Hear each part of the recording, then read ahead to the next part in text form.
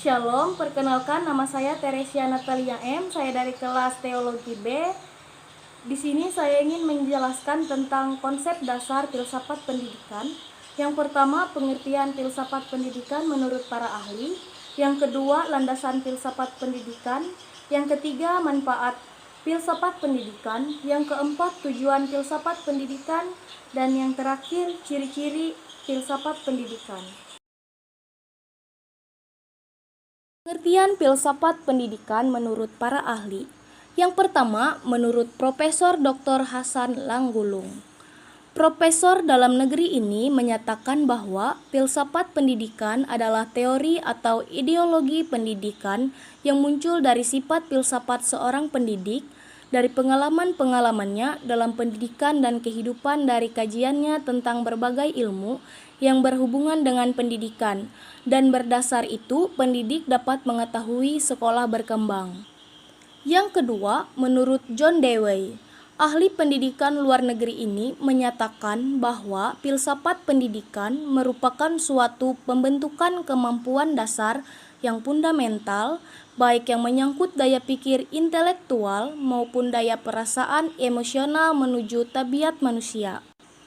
Dan yang ketiga, menurut Janty Arby, Janty berpendapat bahwa filsafat pendidikan juga bisa diartikan sebagai kaidah filosofis dalam bidang pendidikan yang menggambarkan aspek-aspek pelaksanaan falsafah umum dan menitik beratkan pada pelaksanaan prinsip-prinsip dan kepercayaan yang menjadi dari dasar filsafat umum dalam upaya memecahkan persoalan-persoalan pendidikan secara praktis. Landasan filsafat pendidikan ada 3, yaitu yang pertama, ontologi filsafat pendidikan.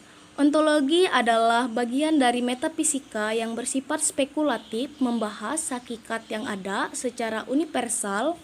Ontologi mempersoalkan hakikat yang tidak dapat dijangkau oleh panca indera belaka. Dan yang kedua, epistemologi pendidikan.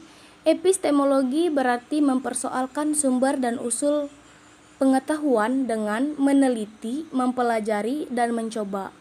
Mengungkapkan prinsip-prinsip primer, kekuatan struktur pikiran yang dianugerahkan kepada manusia. Yang terakhir, aksiologi filsafat pendidikan. Aksiologi merupakan cabang filsafat yang membahas teori-teori nilai dan berusaha menggambarkan apa yang dinamakan dengan kebaikan dan perilaku yang baik. Manfaat filsafat pendidikan. Yang pertama, filsafat menolong mendidik. Yang kedua, filsafat memberikan kebiasaan dan kepandaian untuk melihat dan memecahkan persoalan dalam kehidupan sehari-hari. Yang ketiga, filsafat memberikan pandangan yang luas.